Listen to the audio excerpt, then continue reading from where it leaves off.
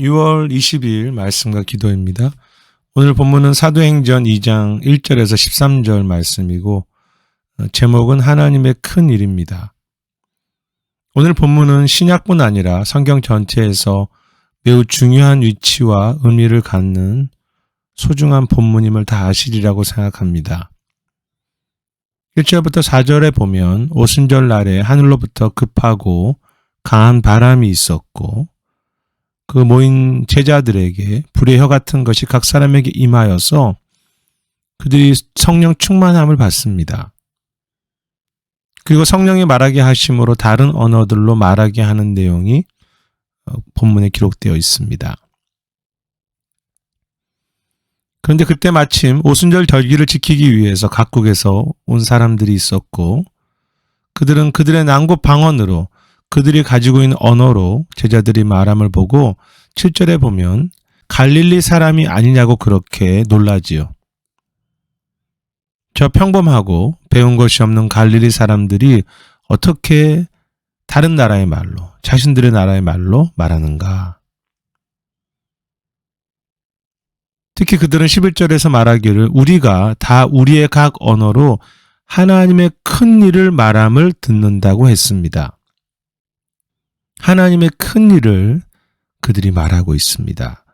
그 방언으로. 이 사건에 대해서 13절에 보면 어떤 이들은 이 사건을 조롱하면서 그들이 새 술에 취했다고 그렇게 이야기하지요. 오순절 성령의 임하심 그리고 그들이 각 나라의 방언으로 말하는 사건입니다. 이 성령의 임하심과 방언하는 그런 모습에 대해서 오늘 본문에 등장하는 사람들의 그렇게 다양한 반응만큼이나 오늘 신앙을 살아가는 우리들 역시 성령의 은사, 역사 그리고 방언에 대한 의견도 다 다릅니다.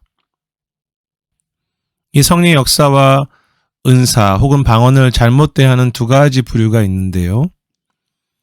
이 성령의 사건이나 은사, 특히 방언에 대하여 그것이 매우 중요하다고 말하는 이들입니다.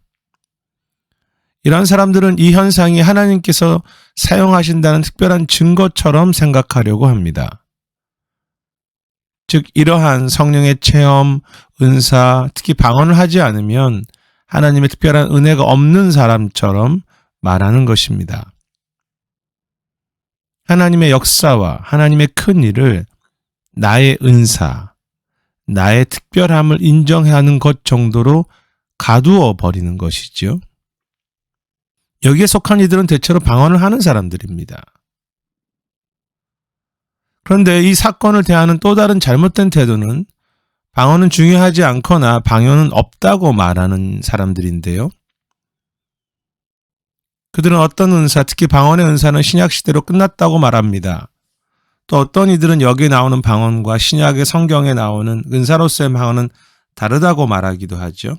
대체로 성령의 역사, 기적 그리고 은사는 사도시대에 끝났거나 그렇게 중요하지 않다고 이해하는 이들인데 이렇게 생각하는 이들의 대부분은 방언을 하지 않는 사람들입니다. 그들은 은사를 받았던 것이 중요한 것이 아니라 삶이 변해야 된다고 그렇게 말하지요. 물론 맞는 말입니다. 하지만 성경의 어디에도 방언이 멈췄다거나 방언이 중요하지 않다고 말하는 구절은 없고 신약 성경 여러 곳곳에서 그 은사를 인정하며 하나님께 주신 그 은사들을 귀하고 지혜롭게 사용하라고 이야기하죠. 왜냐하면 그것이 하나님이 주신 선물이기 때문에 그렇습니다.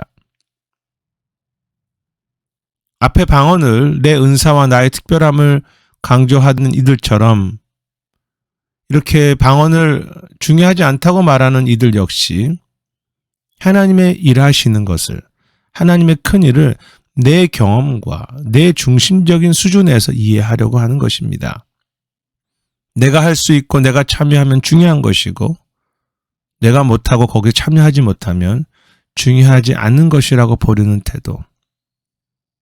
다 하나님의 큰 일을 내 중심적으로 보는 생각들이지요. 이 두 가지 해석 모두 사실은 교만입니다. 하나님의 일하심을 어떻게 내 은사와 내 경험을 그것이 중요하다고 말하는 교만이 될 수 있겠습니까? 또 하나님의 일하심 앞에 어떻게 내가 함부로 그것이 중요하지 않다고 말할 수 있겠습니까? 어떻게 보면 하나님의 일하심에 대해서 모독하는 것이라고까지 말할 수 있겠죠. 오늘 성령이 임하신 사건이나 성령의 은사나 그리고 방언은 그러한 개인적인 성숙이나 개인의 중요성을 말하는 것이 아니지 않습니까? 오늘 이 성령이 임하신 사건과 은사와 방언이 중요한 이유가 무엇입니까? 주님께서 제자들에게 약속하시던 그 보혜사가 오셔서 그들과 떠나지 않으시고 영원히 이끄시겠다고 하는 소중한 주님의 사랑의 언약이 이루어진 것이 오늘 사건이고요. 그래서 성령께서 계속 그들을 인도하시죠. 그리고 구약에 성령을 부어주며 여러 가지 은사를 주겠다고 했던 그 어려운 때 선지자들의 언약이 이루어진 하나님의 역사이기도 합니다.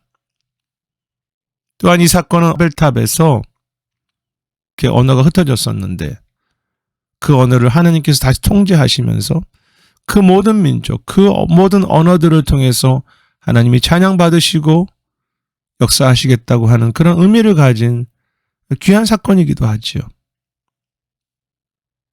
그리고 인간에게 언어라는 것은 내 뜻, 생각이 담겨져 있는 내가 통제하고 있다는 그런 의미가 있는데 이제는 그들 스스로 통제하지 못하고 있습니다. 그리고 그들은 갈릴리의 평범한 제자들인데 그들이 이해할 수 없고 어떻게 할 수 없는 그 방언을 통해서 11절에 하나님의 큰 일을 말하고 있다고 이야기합니다. 그러므로 이 사건은 성령께서 우리와 영원히 함께 하시며 하나님의 언약이 어떤 가운데도 이루어지고 있으며 우리 인간의 생각과 기대와 통제를 넘어서는 하나님의 큰 일들이 이루어지고 계신다는 매우 소중한 약속이고 또 그 사건이 되죠. 하나님의 큰 일이 성령을 통해서 오늘도 부족한 갈릴리의 제자를 통해서 이루어지고 있습니다. 누구나 어떤 사람들이나 함부로 말할 수 없고 사람들이 통제할 수 없는 하나님의 큰 일이지요.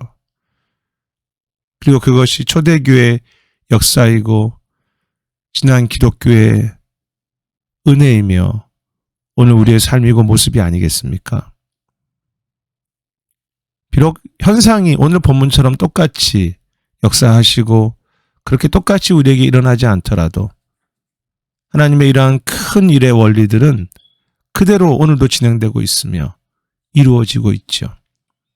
하나님의 약속은 계속 이루어지고 계시며 하나님은 혼란한 이 세상 가운데도 그 모든 민족들을 통치하시고 부족하고 평범한 이들을 통해 우리가 전혀 통제할 수 없을 만큼의 하나님의 큰 일을 행하시고 계십니다. 그렇다면 우리는 다시 겸손해야 하고 또 소망해야 하지 않겠습니까?